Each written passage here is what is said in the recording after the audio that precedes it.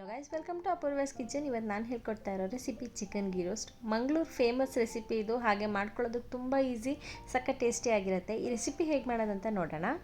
ಅರ್ಧ ಕೆಜಿ ಚಿಕನ್ಗೆ ನಾನು 1/4 ಸ್ಪೂನಷ್ಟು ಅರಿಶಿಣದ ಪುಡಿ, 1 ಸ್ಪೂನಷ್ಟು ಖಾರದ ಪುಡಿ, ರುಚಿಗೆ ನೋಡಿಬಿಟ್ಟು ಉಪ್ಪು, ಅರ್ಧ ಸ್ಪೂನಷ್ಟು ಶುಂಠಿ ಬೆಳ್ಳುಳ್ಳಿ ಪೇಸ್ಟು ಮತ್ತು 1 ಸ್ಪೂನಷ್ಟು ನಿಂಬೆಹಣ್ಣಿನ ರಸ, 1 ಬೌಲಷ್ಟು ಮೊಸರು ತೊಗೊಂಡಿದ್ದೀನಿ.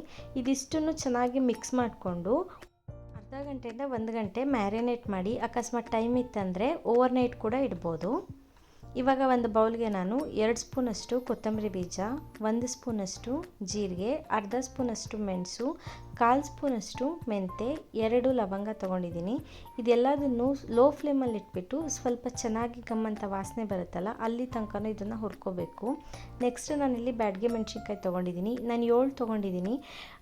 ಗೀ ರೋಸ್ಟ್ಗೆ ಕಲರ್ ಕೊಡೋದೇ ಇದು. ನೋಡಿಬಿಟ್ಟು ಖಾರಕ್ಕೆ ನೀವು 1-2 ಹೆಚ್ಚು ಕಮ್ಮಿ ಹಾಕ್ಕೋಬೋದು. ಈಗ ಅದನ್ನು ಮಿಕ್ಸಿ ಜಾರ್ಗೆ ಹಾಕ್ಕೊಂಡು ನಾನಿಲ್ಲಿ ಸ್ವಲ್ಪ ಹುಣಸೆ ಹಣ್ಣನ್ನು ತೊಗೊಂಡಿದ್ದೀನಿ, ಗಸಗಸೆ 1/4 ಸ್ಪೂನಷ್ಟು, 2 ಗೋಡಂಬಿ, ಇದಿಷ್ಟು ಸ್ವಲ್ಪ ನೀರು ಹಾಕ್ಕೊಂಡು ರುಬ್ಬಿಟ್ಕೊಳ್ಳಿ. ಇನ್ನೊಂದು ಪ್ಯಾನ್ಗೆ ನಾನು ಇಲ್ಲಿ ದೊಡ್ಡ ಸ್ಪೂನಲ್ಲಿ 5 ಸ್ಪೂನ್ ಆಗೋಷ್ಟು ತುಪ್ಪನ ನಾನು ತೊಗೊಂಡಿದ್ದೀನಿ. ಅದಕ್ಕೆ ನಾವು ಮ್ಯಾರಿನೇಟ್ ಮಾಡಿಟ್ಕೊಂಡಿದ್ದ ಚಿಕನನ್ನು ಹಾಕ್ಕೊಳ್ಳೋಣ. ಇದರಲ್ಲಿ ಎಣ್ಣೆ ಉಪಯೋಗಿಸ್ಬೇಡಿ, ತುಪ್ಪನೇ ಹಾಕಿಬಿಟ್ಟು ಮಾಡಿಕೊಂಡ್ರೆ ಟೇಸ್ಟ್ ತುಂಬ ಚೆನ್ನಾಗಿರುತ್ತೆ. ನಾವು ಚಿಕನ್ಗೆ ಮೊಸರು ಹಾಕಿ ಮ್ಯಾರಿನೇಟ್ ಮಾಡಿರೋದ್ರಿಂದ ಇದು ನೀರಿನಂಶ ಎಲ್ಲ ಹಾವಿಯಾಗಿಬಿಟ್ಟು ಬರೀ ಎಣ್ಣೆ ಉಳ್ಕೋಬೇಕು. ನೋಡಿ ಈ ಥರ ಅಲ್ಲಿ ತನಕ ಇದನ್ನು ಎಣ್ಣೆಯಲ್ಲಿ ಫ್ರೈ ಮಾಡಿಕೊಂಡು ರುಬ್ಬಿಟ್ಕೊಂಡಿರೋ ಖಾರನ ಹಾಕ್ಕೊಳ್ಳಿ. ಖಾರ ಹಾಕಿಬಿಟ್ಟು ಚೆನ್ನಾಗಿ ಮಿಕ್ಸ್ ಮಾಡ್ಕೊಳ್ಳಿ.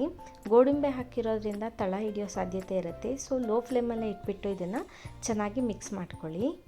ಇದನ್ನು ಹತ್ತತ್ರ ನೀವು 5-6 ನಿಮಿಷ ಬೇಯಿಸ್ಕೋಬೇಕು. 5-6 ನಿಮಿಷ ಆದಮೇಲೆ ಈ ಥರ ಎಣ್ಣೆ ಬಿಟ್ಕೊಂಡ್ಮೇಲೆ ಲಾಸ್ಟಲ್ಲಿ ನೀವು ಕರಿಬೇವಿನ ಸೊಪ್ಪನ್ನು ಹಾಕ್ಕೋಬೇಕು. ಕರಿಬೇವಿನ ಸೊಪ್ಪು ತುಪ್ಪ ಇದರಲ್ಲಿ ತುಂಬ ಇಂಪಾರ್ಟೆಂಟು. ಸೊ ನೋಡಿ, ಈಸಿಯಾಗಿ ಮಾಡ್ಕೊಳ್ಳೋಂಥ ಗೀ ರೋಸ್ಟ್ ರೆಡಿ ಇದೆ. ಎಲ್ಲ ಚೆನ್ನಾಗಿ ಬೆಂದ ಮೇಲೆ ನೀಟಾಗಿ ನೀರೆಲ್ಲ ಹಾವಿ ಆದಾಗ ಚಿಕನ್ಗೆ ಒಳ್ಳೆ ಕೋಟಿಂಗ್ ಸಿಗುತ್ತೆ. ಚಿಕನ್ ಗೀ ರೋಸ್ಟ್ ನೀರು ದೋಸೆಗೆ ತುಂಬ ಒಳ್ಳೆ ಕಾಂಬಿನೇಷನ್. ನೀವು ಚಪಾತಿ ಅನ್ನದ ಜೊತೆಗೂ ಕೂಡ ಇದನ್ನು ಸರ್ವ್ ಮಾಡ್ಬೋದು. ಸೊ ಇವತ್ತು ನಾನು ಮಾಡಿದ ರೆಸಿಪಿ ನಿಮಗೆಲ್ಲ ಇಷ್ಟ ಆಗಿದೆ ಅಂತ ಅಂದ್ಕೊಂಡಿದ್ದೀನಿ. ಇಷ್ಟ ಆಗಿದ್ರೆ ನನ್ನ ಚಾನಲ್ಗೆ ಸಬ್ಸ್ಕ್ರೈಬ್ ಆಗಿ, ಹಾಗೆ ಲೈಕ್ ಮತ್ತು ಕಮೆಂಟ್ ಮಾಡೋದನ್ನು ಮರಿಬೇಡಿ. Thank you for watching this video.